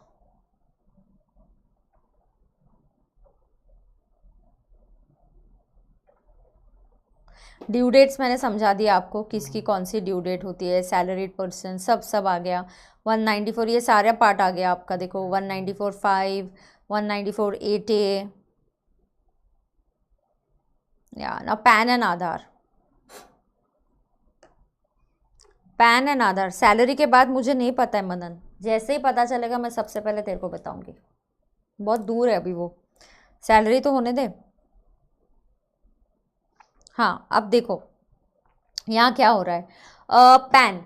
pan is a 10 digit alpha numeric number. ये आपका रोल नंबर है जो इनकम टैक्स आपको दे रही है। जैसे आईसीआई आपको WRO नंबर देती है, CRO होता है आपके जो भी स्टेट्स आप western region, central, north, south जहाँ से हो, तो you will get this registration number. So you have a registration number with income tax which is pan. बहुत सी चीज़ें पैन बेस्ड होती है। जब आप जीएसटी करते हैं आपको पता है जीएसटी के रजिस्ट्रेशन में आपको 15 डिजिट नंबर मिलता है। ये 15 digit is pan based number, मतलब आपके पास पैन नहीं होगा तो आपको जीएसटी नंबर नहीं मिलेगा। आपका import export number is pan based. ये जो गवर्नमेंट को आपकी बहुत सारी इन्फॉर्मेशन जाती है ना बैंक से कि किसने 50 लाख पैसे डाले, किसने 1 करोड़ के ऊपर डिपॉजिट किया, ये आपके पैन के थ्रू जाता है। So everything is linked to your PAN. So PAN is very very important. Now it is compulsory for you to link PAN and Aadhaar. If you're reading or you're listening to radio और या अगर आप newspaper पढ़ रहे हो तो government की बहुत एडवर्टीजमेंट चल रही है कि लिंक करो, पैन और आधार को लिंक करते जाओ ऐसे बोल रहे हैं. अभी लिंक करने का टाइम क्या है? So first, is it compulsory? The question is it compulsory to link PAN and Aadhaar? Yes, it is mandatory to link PAN and Aadhaar. Now ये पैन से रिलेटेड मैं क्या क्या बोलने वाली हूँ. अब हम सीखने क्या वाले. देखो, चैप्टर को कभी भी ना किस एक लॉजिकल कॉन्सेप्ट में डिवाइड करो. पूरा चैप्टर ऐसे जस्ट मैकेनिकली मत पढ़ो. अब आपको ये पढ़ना है कि पैन से रिलेटेड क्या क्या पॉसिबल है. पैन से रिलेटेड क्या क्या पॉसिबल है. तो ये देखो, पैन से रिलेटेड क्या पॉसिबल है. एक कि पैन मैंडेटरी किसके लिए? Mandatory to quote PAN. So mandatory to quote PAN कब है? So when is it mandatory to quote PAN. दूसरा, linking of PAN and Aadhaar. So एक है linking of PAN and Aadhaar. तो ये दो कॉन्सेप्ट्स आपको यहाँ से समझनी है कि पैन और आधार लिंकिंग कब करना है. तो सबसे पहले कि क्या है, देखो, मैंडेटरी टू ऑब्टेन पैन. एक तो ऑब्टेन करना चाहिए. सो moment your income exceeds BEL, आपका टर्नओवर 5 लाख के ऊपर चला गया, आपको ITR पे करना ज़रूरी है, आपको GST नंबर चाहिए, आपको इंपोर्ट एक्सपोर्ट का बिजनेस करना है, किसी भी नंबर के लिए, एक्साइज नंबर है, आपका पैन नंबर, IEC नंबर है, everywhere there first ask you for PAN. So PAN is going to be mandatory. Bank account के लिए it is mandatory. So GST number is a 15-digit number which is also PAN based. Now you have to learn this. ये जो है ना quoting of PAN, where is quoting of PAN mandatory. तो यहाँ पे आपको सिंपल वाला MCQ question या ये कुछ आ सकता है. नाउ मैं ये जनरली अगर दूसरा टॉपिक होता तो मैं इतना नहीं बोलती ये लर्न करना है, बट ITR का topic is important from exam view point. So ये आपको लर्न करना मैंडेटरी है कि बेटा मुझे पैन कब कोट करना है. तो देखो, आपको पैन कब कोट करना है. आप इनकम टैक्स के साथ कोई भी कम्युनिकेशन करो, आप जैसे ICI के साथ कोई भी कम्युनिकेशन करते हो, पता है आपको पैन देना ही पड़ता है. तो हियर ऑल्सो अगर आप इनकम टैक्स के साथ कोई भी कम्युनिकेशन करते हो तो आपको पैन देना कंपलसरी है. तो आपको क्या करना कंपलसरी है? पैन देना कंपलसरी है. तो ये पैन देना आपको कंपलसरी है. उसके बाद आप कोई इमूवेबल प्रॉपर्टी खरीदते हो 10 लाख के ऊपर, you have to learn this. So आपको ये लर्न करना है. गाड़ी खरीद रहे हो, आपको पैन देना है. अगर आप टाइम डिपॉजिट बैंक में 50,000 के ऊपर FD कर रहे हो, आपको पैन कोड करना है. आप सिक्योरिटीज़ शेयर्स का ट्रेडिंग 1 लाख से ऊपर कोई शेयर्स खरीद रहे हो, आपको आपका पैन मांगा जाएगा. आप बैंक अकाउंट ओपन कर रहे हो, डीमैट अकाउंट ओपन कर रहे हो, पैन इज मैंडेटरी. और बाइंग डिबेंचर्स और bonds of more than 50,000, pan is mandatory.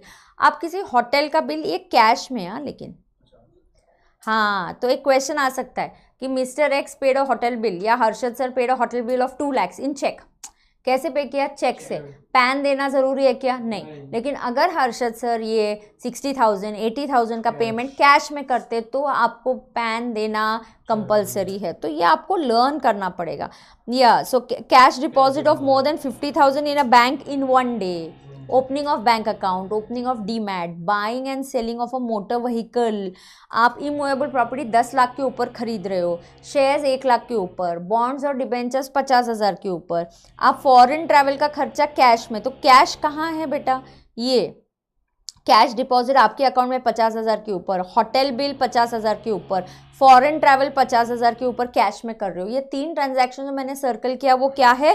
Cash वाला है. यहाँ पैन कोड करना मैंडेटरी है. 50,000 के ऊपर अगर आप म्यूचुअल फंड्स खरीद रहे हो तो इट इज़ मैंडेटरी. RBI से 50,000 से ज़्यादा बॉन्ड्स, आपने लाइफ इंश्योरेंस 50,000 से ज़्यादा, LIP प्रीमियम आपका 50,000 से ज़्यादा है तो LIC कंपनी आपसे पैन मांगेगी और ये पैन के बेसिस पे गवर्नमेंट को आपका डेटा दे देगी.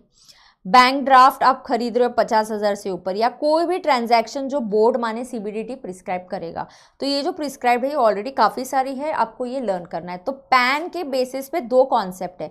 When is it mandatory to quote the PAN and what about linking of PAN and Aadhaar. तो please note down in the notebook. PAN 2 concept, write down. PAN से related 2 concept लिखो जल्दी.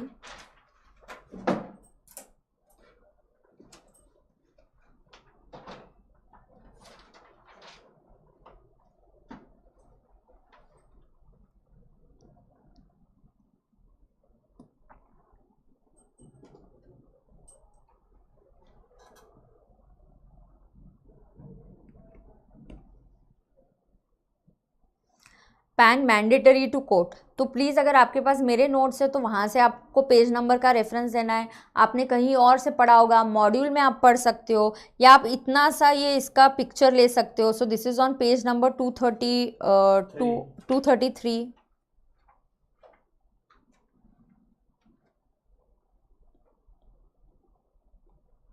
233। हाँ, credit card भी अगर यहाँ पे नहीं होगा तो आप ऐड कर सकते हो। क्रेडिट कार्ड लेना बैंक से, वहाँ पे भी पैन देना कंपलसरी होता है Ashutosh, absolutely right. Credit card के लिए भी है।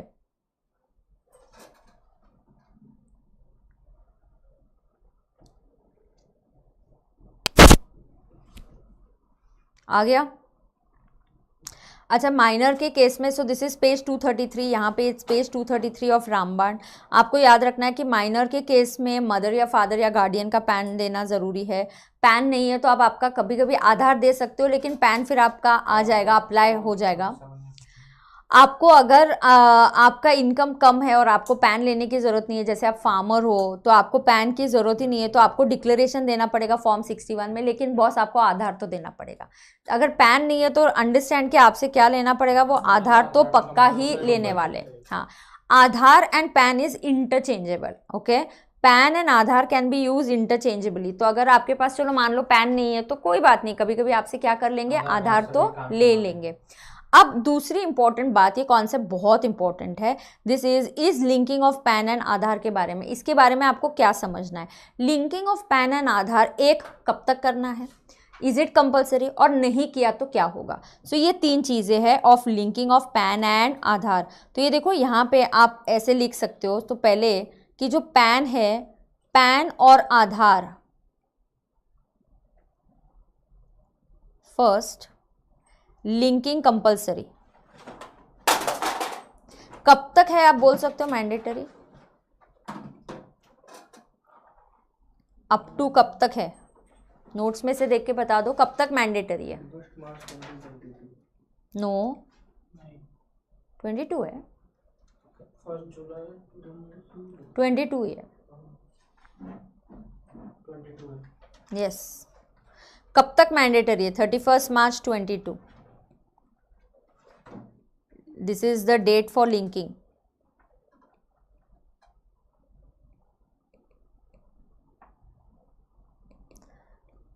इफ नॉट तो क्या पनिशमेंट मिलेगी?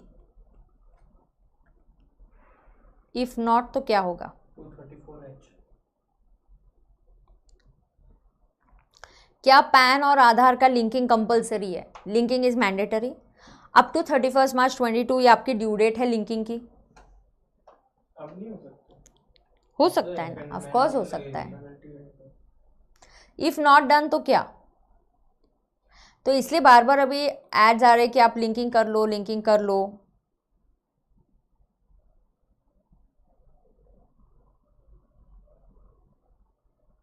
मार्च 22 की डेट है, लिखे हुआ क्या? मैं फिर से नोट्स में आऊंगी, आपको बताऊंगी।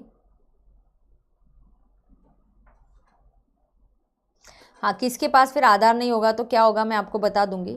तो प्लीज़ अंडरस्टैंड आपको यहाँ क्या क्या होने वाला है, प्लीज़ लेट्स अंडरस्टैंड। एक मिनट, मैं नोट्स में ही बता देती हूँ, पहले नोटबुक में लिखवा के देती हूँ। हाँ, अगर आपने लिंकिंग नहीं किया तो क्या होगा, मैम आपको लेट फी लगेगी। कौन सी पेनल्टी लगेगी? आपको पेनल्टी लगेगी। What's the penalty? If not there will be penalty. Penalty will be under section 234H। अगर आपने 3 मंथ्स डिले किया, 3 मंथ्स डिले मतलब मार्च के आगे और 3 महीने, ये ड्यू डेट है, 500। उसके आगे ड्यू डेट है, मतलब 3 महीने मतलब अप्रैल मई जून। सो अप टू 30 जून 22 के लिंकिंग तक 3 मंथ्स का डिले आपको 500 रुपीज़ लगेगा। After that 1000। प्लस क्या होगा, पैन विल बिकम इनऑपरेटिव। लेकिन इनऑपरेटिव होने की डेट थोड़ी आगे सी है, 1/4/2023। 1 साल आगे दिया है उन्होंने।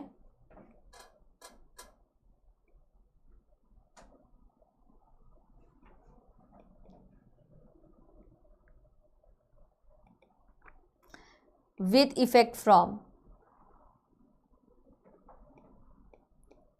31 मार्च 23 माने 1 अप्रैल 23। पता है क्या, अगर आज तुम मैंने होमवर्क दिया और तुम होमवर्क करके नहीं आए तो मैं आपको बोलूँगी चलो क्लास के बाहर चले जाओ। इसमें नुकसान किसका होगा? आपका होगा। एक तो होमवर्क नहीं किया वो, और आज का जो लेक्चर छूट जाएगा वो, तो पैन ये इनऑपरेटिव हो जाएगा।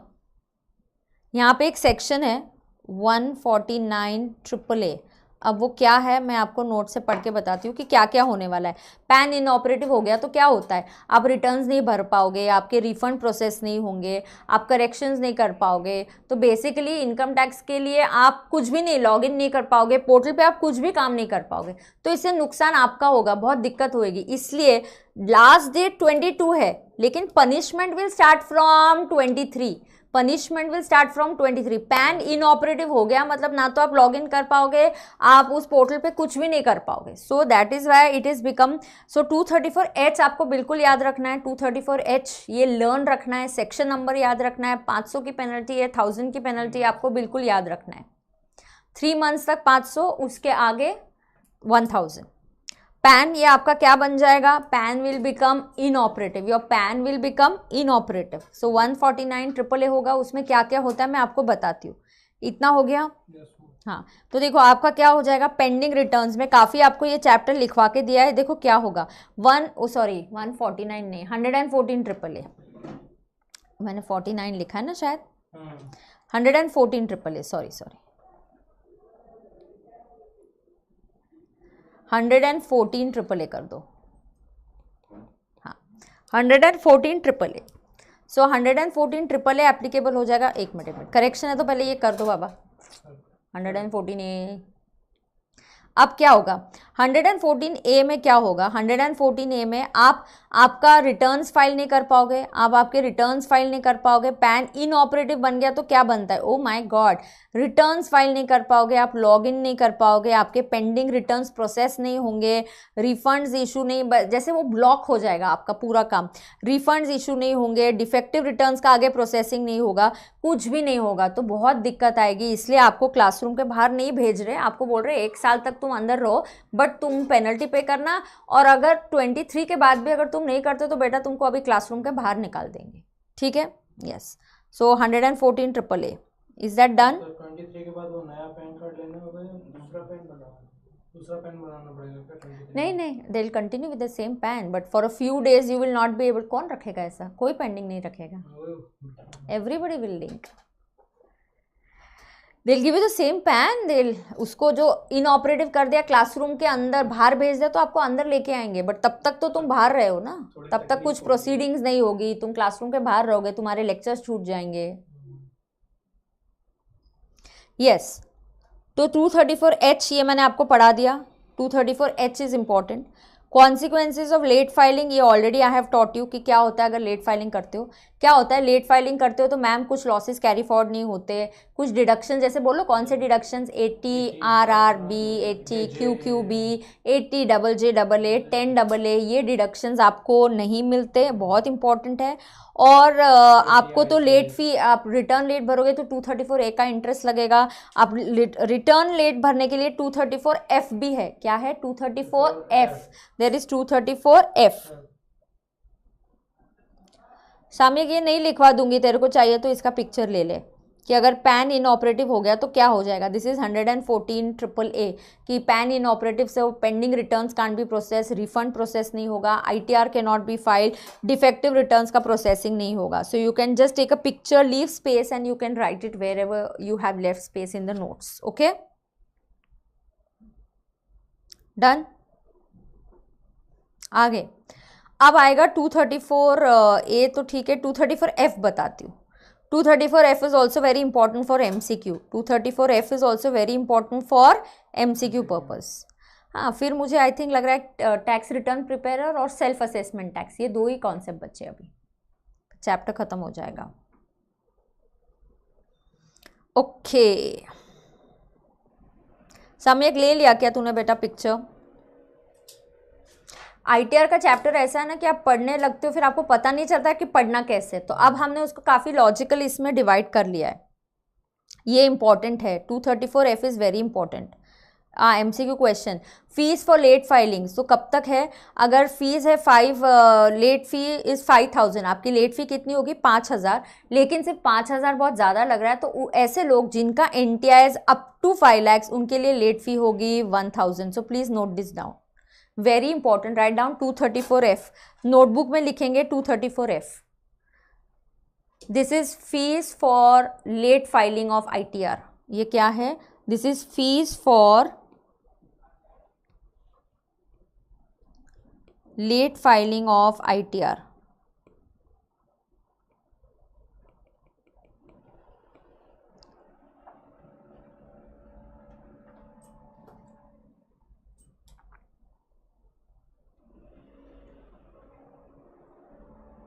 ये डेज पे नहीं है ना, fixed amount. Yes, this is fees for late filing. It will always be 5000. मतलब बिलेटेड रिटर्न के साथ लेट फी जानी है. बिलेटेड रिटर्न के साथ आपने ड्यू डेट क्रॉस कर दिया, ये कब अप्लाई होगा? एक मिनट, 234F कब अप्लाई होगा? Moment you have cross due date. Okay, so please understand this is fees under section या, so this is the fees under section 234F. ये कब लगता है? ITR filed after due date. Belated में लगता है. After due date.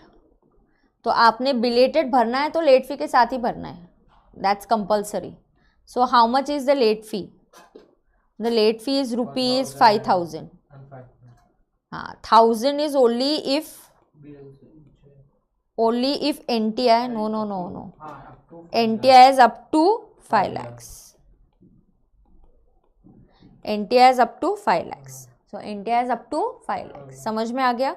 तो 5000 और ये 1000 only if NTI is up to 5 lakhs. So अगर आप बिलेटेड रिटर्न भर रहे हो ना, बिलेटेड रिटर्न मतलब आपने रिटर्न ड्यू डेट के बाद भरा है, तो बिलेटेड रिटर्न के साथ कंपलसरी 234F जाना ही है. आपने ड्यू डेट के बाद रिटर्न कभी भी भरा, आपको 234F का इंटरेस्ट लगना है. यहाँ कोई डेट नहीं है, दिसंबर तक ये डेट, नवंबर तक ये, ऐसा कुछ नहीं है. Late fee is 5000.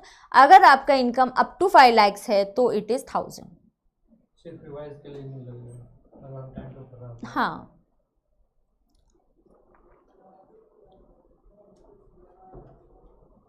चलो ये तो सिंपल वाले बात है, यहाँ कुछ ज़्यादा ये नहीं है. TRP, कुछ लोग अदर देन CA, वैसे CA की ज़रूरत नहीं होती ITR भरने के लिए, कोई भी ITR भर सकता है. CA is required for doing attest function, मतलब ऑडिट के लिए, साइनिंग ऑफ बैलेंस शीट्स वगैरह इसके लिए लगता है. तो CA is required for what बेटा? CA is required for doing attest function, signing off balance sheet, signing off audit करना. अटेस्ट फंक्शन के लिए chartered accountant is required. But अगर कुछ केसेस में TRP, जैसे आपने एक कुछ एग्जाम दे दिया, TRP is tax return preparer, और टैक्स रिटर्न प्रिपेयर जैसे आपका इंटर क्लियर हो गया, आपने आर्टिकलशिप के साथ साथ आपको लग रहा है मुझे भी रिटर्न भरना है, I want to be independent, you get time, you can become a TRP. You give an exam, जो CBDT बोलता है, वो एग्जाम दे दो और आप बन जाओगे TRP. CA को TRP करने की ज़रूरत नहीं है. TRP रिटर्न्स भर सकता है, he can file ITR. TRP सिर्फ टैक्स ऑडिट वाले रिटर्न्स नहीं भर सकता. सो you can note down, TRP can file ITRs. TRP can file ITR. TRP क्या कर सकता है? Can file ITR. Cannot file ITR for tax audit cases. Cannot file ITR for whom? Cannot file tax audit for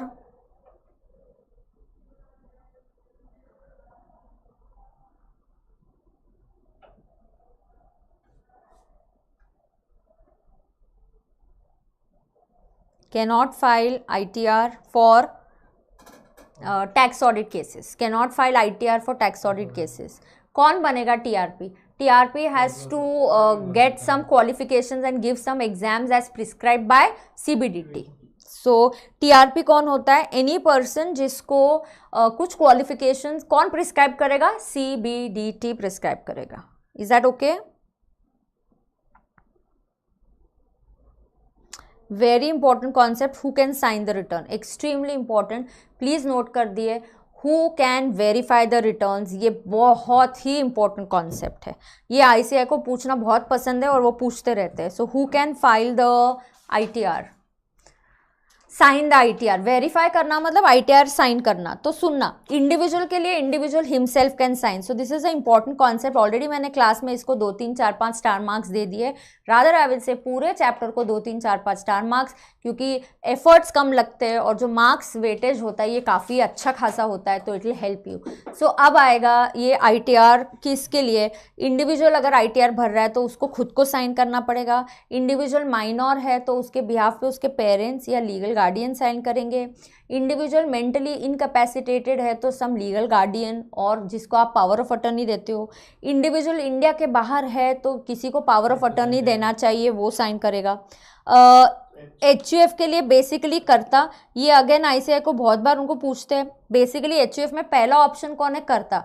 बेटा अगर कर्ता खुद incapacitated है, कर्ता इंडिया के बाहर है, ट्रैवल कर रहा है, अवेलेबल नहीं है, तो एनी अडल्ट मेंबर, ज़रूरी नहीं है कि वो मेल हो, इट कुड बी मेल और it could be female, so male और female any adult member of the family can sign it. Partnership firm के लिए कौन करेगा, एनी मैनेजिंग पार्टनर और any partner other than minor.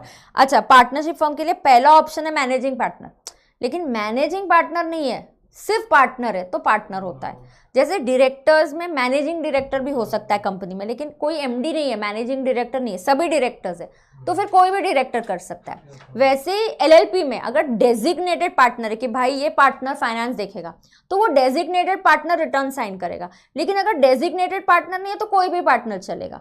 तो वैसे ही फर्म में मैनेजिंग पार्टनर नहीं है तो कोई भी पार्टनर चलेगा, वैसे ही कंपनी में MD नहीं है तो कोई भी डायरेक्टर चलेगा। अगर LLP में डेजिग्नेटेड पार्टनर नहीं है तो कोई भी पार्टनर रिटर्न भर सकता है, अपना साइन कर सकता है। कंपनी अगर लिक्विडेशन में जा रही है तो लिक्विडेटर होगा। कंपनी का मैनेजमेंट अगर गवर्नमेंट ने टेक ओवर किया होगा तो गवर्नमेंट एक प्रिंसिपल ऑफिसर अपॉइंट करती है, तो वो प्रिंसिपल ऑफिसर ये साइन करेगा।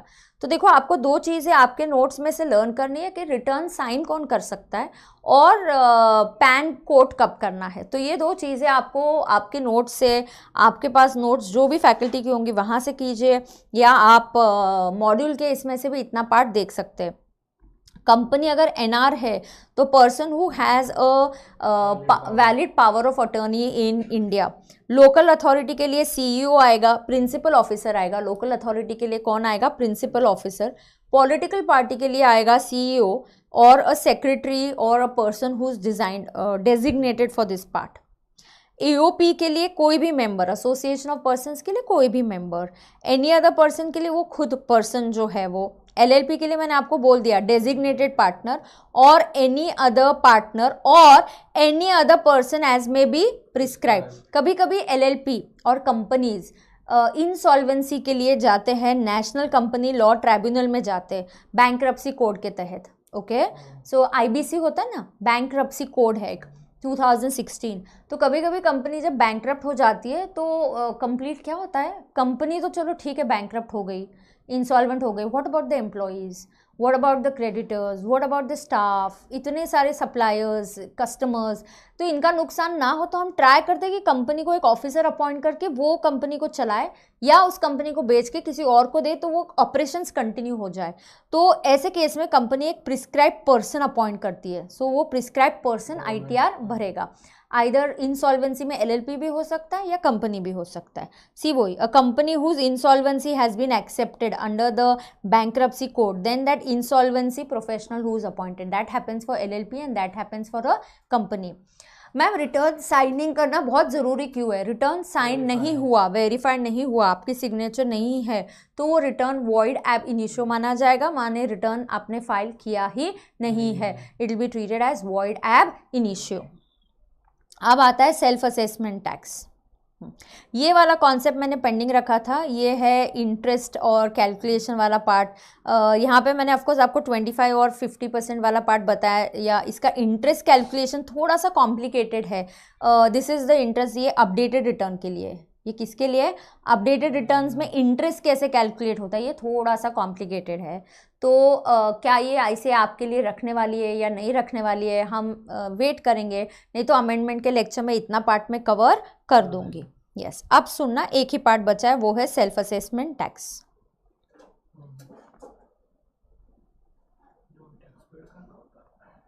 अब देखो whatever taxes when you are filing the return PY 22-23 का इनकम जो आप कमाते हो इस साल में, पहले तो आप इनकम कमाते हो, उसी साल में आप उस इनकम का टैक्स पे करते हो और उस टैक्स को बोलते हैं advance tax.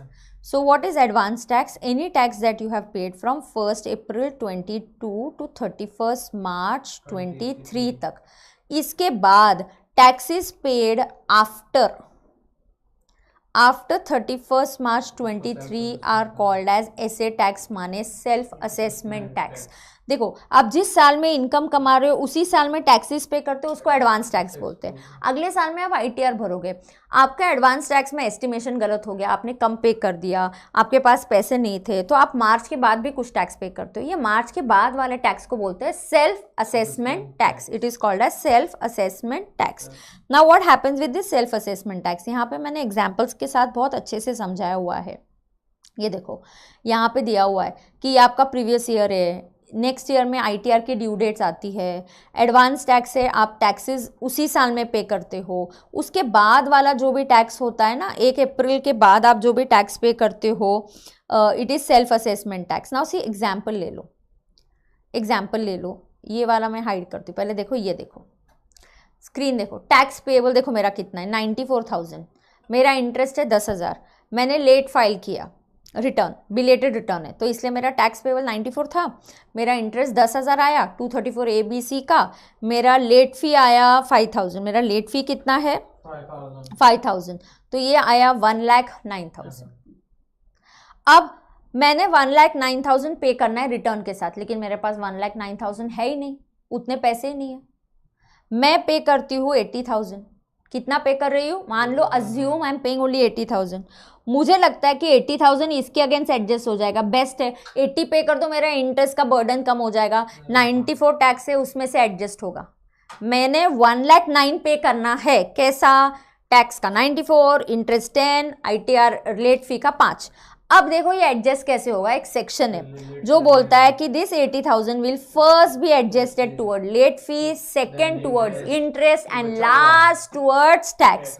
First towards late fee, second towards interest, third towards last में बचा हुआ टैक्स में एडजस्ट होगा. माने 94 में से आपने सिर्फ 65 पे किया, उसका इंटरेस्ट का मीटर चालू रहेगा. आप ऐसा नहीं बोल सकते नहीं भाई पहला टैक्स के अगेंस्ट एडजस्ट कर दे, इंटरेस्ट कम आएगा. नहीं, सेल्फ असेसमेंट टैक्स जो आप पे करोगे वो इस तरीके से एडजस्ट होता है कि first towards late fees, second towards interest, third towards tax payment. So here I have completed the chapter of ITR. I will not take a test because I have another class at 1. I have to have lunch, so I have a lecture right now. In fact, immediately I have a lecture. So I think ITR का chapter लेकिन बहुत अच्छे से हो गया. बहुत अच्छे से हमने ITR का चैप्टर कंप्लीट किया है. लास्ट वाला लेक्चर और ये वाला लेक्चर आप सब ने ये देख के ITR का चैप्टर अच्छे से कंप्लीट करना है. नाउ शेड्यूल क्या है? कल क्या डेट है? 1st ना. Now I will give you a pre recorded lecture on clubbing. 30 minutes ही है. 30 मिनट्स किस पे है वो? क्लबिंग. क्या मैम क्लबिंग? ऐसा नहीं बोलने का. 2-3 मार्क्स उस पर कुछ ना कुछ आता है, बहुत इंपॉर्टेंट होता है. कल 1st Feb है. 1st Feb no class, no Trishul because I am busy with budget, because of budget.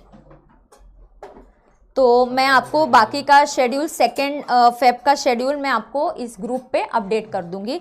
If possible मुझे क्लबिंग के साथ अगर और कोई छोटा टॉपिक, स्मॉल टॉपिक का ऐसा लेक्चर मिला जिसमें अमेंडमेंट्स नहीं है, एक ही लेक्चर में ख़त्म हो जाएगा, तो मैं वो भी अपलोड कर दूंगी. I know I have to take test. I am going to take test on, I will check कौन सा छोटा टॉपिक है अवेलेबल. अब मैं आपको टेस्ट लेने वाली हूँ, तो मैंने आपको कौन से टेस्ट बोला था? एक ITR पे टेस्ट लेंगे अपन. सेट ऑफ पे हो गया क्या? नहीं हुआ है. हाँ, तो ITR और सेट ऑफ का टेस्ट भी लूंगी मैं आपका. So this test is pending. I will update you on the group. Is that okay? Yes. So thank you dear students. I will stop the class here और हम लोग मिलेंगे 2nd Feb को. कब मिलेंगे अपन? 2nd Feb को. तो वहाँ से स्ट्रीमिंग ऑफ कर पाएगा? अपन मिलेंगे 2nd Feb को. Bye bye.